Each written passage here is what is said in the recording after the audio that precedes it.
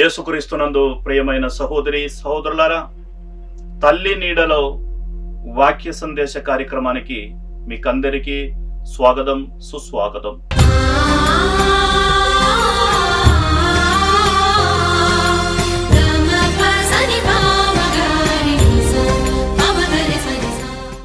యేసుక్రీస్తునందు మిక్కిలి ప్రియమైన సహోదరి సహోదరులారా, మరియ భక్తులారా, మే నెలలో మనం ప్రత్యేకంగా తల్లి మరియమ్మను గౌరవిస్తూ ఉంటాం, స్మరించుకుంటూ ఉంటాం.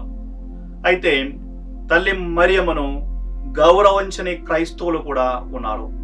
కొంతమంది అడుగుతూ ఉన్నారు, తల్లి మరియమ్మను ఎందుకు ప్రార్థించాలి, తల్లి మరియమ్మను ఎందుకు గౌరవించాలి, తల్లి మరియమ్మను ప్రార్థించడం పవిత్ర గ్రంథానికి వ్యతిరేకం కదా అనేటటువంటి ప్రశ్నలు మీరు బహుశా విని ఉండవచ్చు. కానీ తల్లి మరియమ్మను గౌరవించడం పవిత్ర గ్రంథానికి అస్సలే వ్యతిరేకం కాదు. వాస్తవానికి తల్లి మరియమ్మను గౌరవించడమే పవిత్ర గ్రంథం సూచించినటువంటి కార్యము. లూకాసు వార్త 1వ అధ్యాయం 48వ వాక్యములో ఈ విధముగా మనం చదువుతున్నాము. ప్రభు తన దాసురాలి దీనావస్థను కటాక్షించను, ఇక నుండి తరతరముల వారు నన్ను ధన్యురాలని పిలిచెదరు. తరతరముల వారు తనను ధన్యురాలని పిలుస్తారని ఎప్పటి నుంచో తల్లి మరియమ్మ చెప్పడం జరిగింది.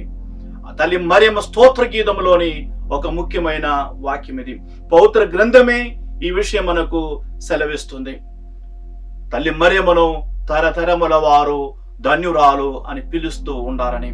ప్రియమైన సహోదరి సహోదరులారా, తల్లి మరియమ్మ జీవించిన నాటి నుండి 1500 సంవత్సరాల వరకు ఈ ప్రపంచంలో క్రైస్తవులందరూ తల్లి మరియమ్మను ధన్యురాలు అని పిలిచారు, గౌరవించారు, ఆమెను ప్రార్థించారు.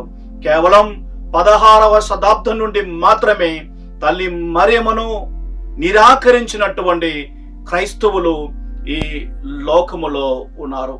అప్పటి వరకు క్రైస్తవులందరూ తల్లి మరియమ్మను గౌరవించారు, ప్రార్థించారు, ధన్యురాలని పిలిచారు.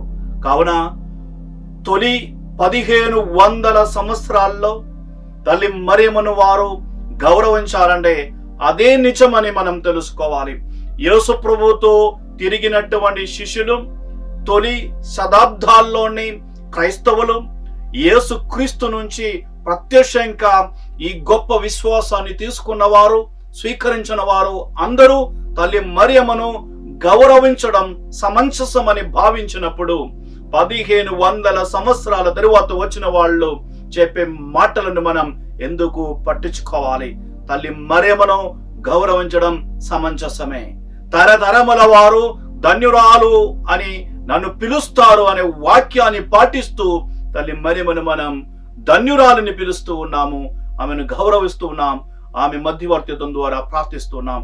కావున ఈ మే నెలలో మనమందరం కలిసి గొప్ప విశ్వాసముతో, ఉత్సాహముతో తల్లి మరియమ్మను ధన్యురాలు అని ప్రకటిస్తూ ఉండాలి.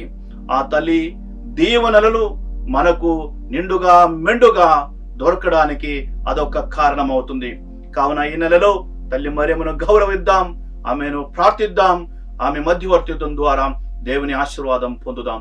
దేవుడు మనలను ధారాళంగా దీవించునుగాక.